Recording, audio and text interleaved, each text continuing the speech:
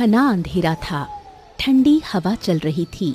पेड़ों की शाखाएं हल्के हल्के हिल रही थीं। रघुनाथ तेजी से कदम बढ़ा रहा था। उसकी आंखों में सतर्कता थी। रघुनाथ एक घने वृक्ष के नीचे रुक गया और इधर-उधर देखने लगा। अचानक झाड़ियों में हलचल होने लगी और एक नकाबपोश स्त्री उसके सामने प्रकट हो गई। आखिर कब तक हम छोटी मोटी ठगी करते रहेंगे? अब वक्त आ गया है कि हम कुछ बड़ा करें, बहुत बड़ा। हाँ, चिंता मत करो, मेरे दिमाग में एक योजना चल रही है। अगर ये सफल हो गई तो हम इतना लंबा हाथ मारेंगे ना कि जिसकी किसी ने कल्पना भी नहीं की होगी। हाँ ठीक है, फिर मुझे उस दिन का इंतजार रहेगा, लेकिन इस बार गलती की कोई गुंजाइश नहीं होनी चाहिए। इतना बोलकर नकाबपोश स्त्री झाड़ियों में वापस चली गई।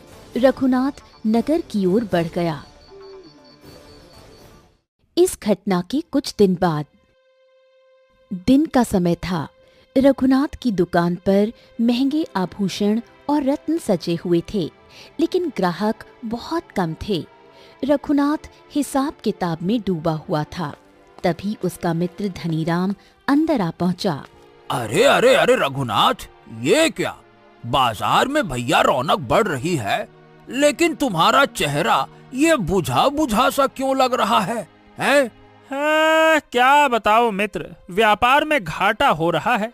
पहले जो ग्राहक यहीं आते थे, अब दूसरों की दुकान से सामान खरीद रहे हैं। अगर यही हाल रहा तो दुकान बंद करनी पड़ेगी। हाँ। अरे, तुमने सुना? राजा सूर्यभान की पुत्री राजकुमारी सुमेधा के पास एक अनमोल हार है। हाँ, अरे, जिसमें कोई अद्भुत पत्थर जड़ा हुआ है। कहते हैं कि वो हार जिसे भी मिल जाए उसकी किस्मत बदल जाएगी। हाँ। ये सुनकर रघुनाथ चौंक गया। उसकी आंखों में चमक आ गई। अरे वाह, ये किस तरह का हार है? क्या सच में ऐसा कोई चमत्कारिक आभूषण हो सकता है क्या? हाँ हाँ हाँ, बिल्कुल हो सकता है। और यही वजह है कि वो हार हमेशा राजकुमारी के पास रहता है। वो बहुत संभाल कर रखती हैं।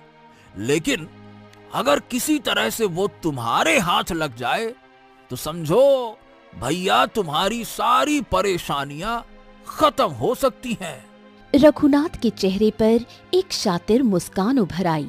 वो कुछ सोचने लगा।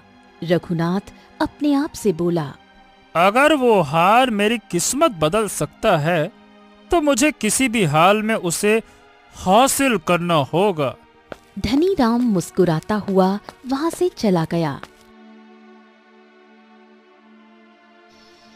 रात के समय रघुनाथ अपनी दुकान के भीतर बैठा एक कागज पर कुछ रेखाएं खींच रहा था।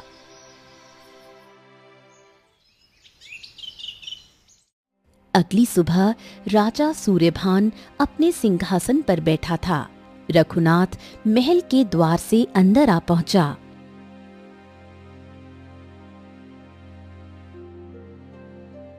महाराज की जय हो, महाराज की जय हो। महाराज, मेरा नाम रघुनाथ है। मैं आपके राज्य का सबसे बड़ा व्यापारी हूँ। मेरे पास ऐसे अनमोल गहने हैं जो आपके दरबार की शोभा बढ़ा सकते हैं। मेरी इच्छा है कि मैं आपको अपने बेहतरीन आभूषणों का संग्रह दिखाऊं महाराज। ठीक है, लाओ दिखाओ, क्या है तुम्हारे पास? ऐसी कौन सी चीजें हैं, दिखाओ। रघुनाथ ने एक सुंदर मखमली थैली से कुछ बेशकीमती आभूषण निकाले और राजा के सामने पेश कर दिए।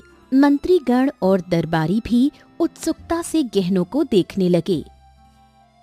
महाराज, मैंने सुना है कि राजकुमारी सुमेधा का एक हार सबसे अनमोल और दुर्लभ है।